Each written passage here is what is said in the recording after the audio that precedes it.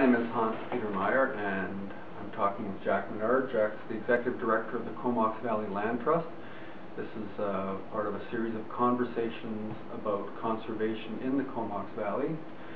And I really was talking to Jack about the work of the Land Trust.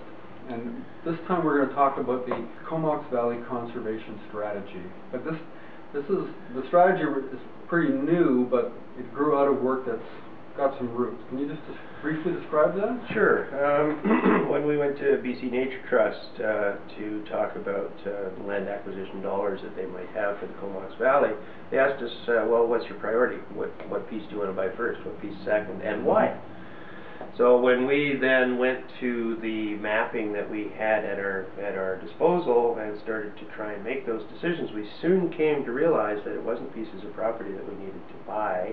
It was some kind of protection on the ground for these ecosystems and the interconnections between them. Right. So that then led us to compiling every bit of mapping data that we could find, everything from everywhere. How long did that take?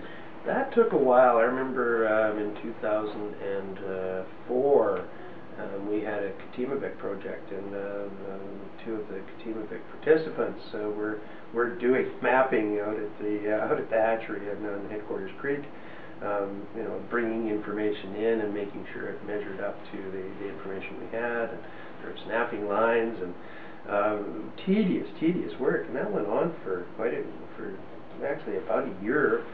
And then we got some significant funding from the Real Estate Foundation and really began to, we hired Linda Fife to actually look at the science behind all of it and put together a plan or a strategy that was originally named the Regional Conservation Strategy. The RCS was a major thrust of Land Trust, and in 2008 it was, Linda's work was published under the heading of Nature Without Borders. And Nature Without Borders really galvanized a large part of our community. It galvanized with politicians, it galvanized with the business community. And out of that, we formed an organization called the Comox Valley Conservation Strategy Community Partnership. Mm-hmm. That group started out with about 6 organizations. It has now grown to 15 local organizations. That's pretty much all stewardship, enhancement societies, and ratepayer groups. We've had great success with the business community, completely supported by the Chambers of Commerce both in Cumberland and in the Comox Valley. So why would they support this? Well, it's the same reason I think that the Real Estate Foundation supports this project so significantly, is that what we're talking about is quality of life. We're talking about property values. We're talking about those things that are important to people, those values that brought us here. The people that are moving here now, I just talked with a person yesterday who's just moving here from Toronto, and they just can't believe that we're worried at all about the environment here. Right.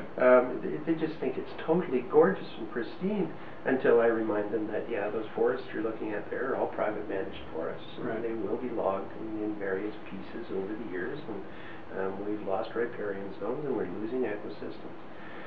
The most dramatic thing that we found when we did the mapping was the re-evaluation of all of the sensitive ecosystem inventory. Mm-hmm. This is a Canadian Wildlife Service project. Between 1999 and 2004, we compiled all of the information, and by 2004, the Canadian Wildlife Service came in and re-evaluated mm-hmm. those existing sensitive ecosystems, and we found that over 50% of them were gone. In the Comox Valley? In the Comox Valley. And we actually were able to map that, and very dramatic when you see what was there and what's left today. Mm-hmm. And that was 2004. So we've had significant development since then. Yeah. But with what Nature Without Borders brought to this community was an awareness that there are other ways of looking at doing this. And what I think really twigged people's imaginations was, look, we have this wonderful opportunity to protect what's there now and build around it. Mm-hmm. We know people are coming.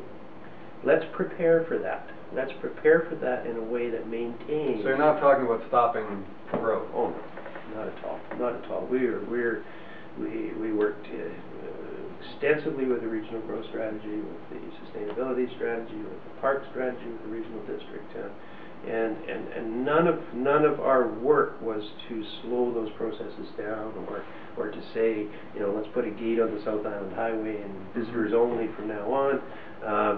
We celebrate the fact that the private logging companies are doing a better job, that there's getting to be more and more builders that understand low impact development and green initiatives.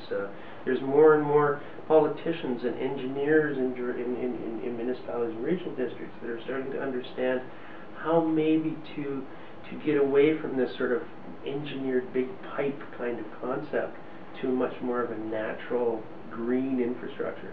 These things are beginning to happen, and largely a lot of it is happening globally. We're starting to understand that we've been kind of really cavalier about some very important systems in our life, and that we need to start taking better care of them. But at the same time, it's very difficult to curtail population. Really, what we're talking about is this growth of human population on this planet, and the effect that it's having on the very systems that give us life. And I think that there is a growing awareness, and you know, we may be at some kind of leading edge of that locally, but certainly it's just you know, it's a global thing that's starting. It's a global awareness that's changing. Yeah. So you've got a number of partner organizations who are part of it, and they're all on side with the kind of perspective of this? Yes, for sure. And it's interesting, Hans, I remember back in 2002, 2003, I was giving a presentation to Courtenay City Council, and Councillor Presley, the first question after I'd finished my presentation was, Jack, who do you speak for? Because there seemed to be this number of groups around the valley, and you know, we had kind of tried to work together, but nothing really had really come together. To whereas now, if Councillor Presley were to ask me that question today, I would say I speak for the environmental and stewardship and business community of the Comox Valley. And the business community? And the business community. The business community stands behind Nature Without Borders, because they see that as a way to protect the quality of life that brings people here so that businesses can grow. And are your partner organizations comfortable with this kind of approach? As far as I know, we meet regularly. We all are working together. We all are heading in a direction together. So do you see this, is it starting to show up in terms of local government policy, or are people getting elected based on their support for things like the conservation strategy? Do you see that happening? I don't see that happening yet, Peter. I still see so much of the kind of, I don't know what to call it, old school. It's still easy to call somebody like me a tree hugger and dismiss me, right? Whereas if you really look at it, I'm not a tree hugger. You're a fish hugger. I'm a frog kisser and a fish lover and a tree hugger and a person who understands how important these kinds of things are to our economy, how important these things are to our quality of life, and how important and how interconnected all these things are. Okay, so we've got this great conservation strategy. I mean, I've heard a lot of really good things about it. We've got a lot of participation. We seem to have, you know, people, business leaders on side. There are, you know, local governments are involved in participating in this. We're also coming into an election year.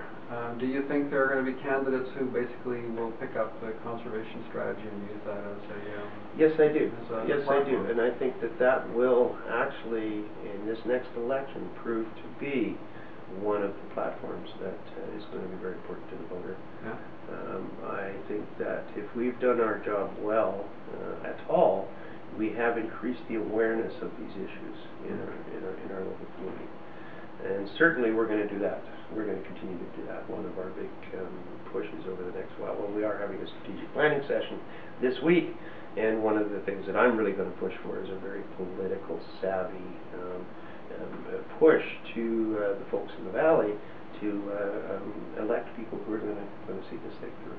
Okay. Well, good luck on that. And thank you again for taking the time to talk to me. And thank you for listening.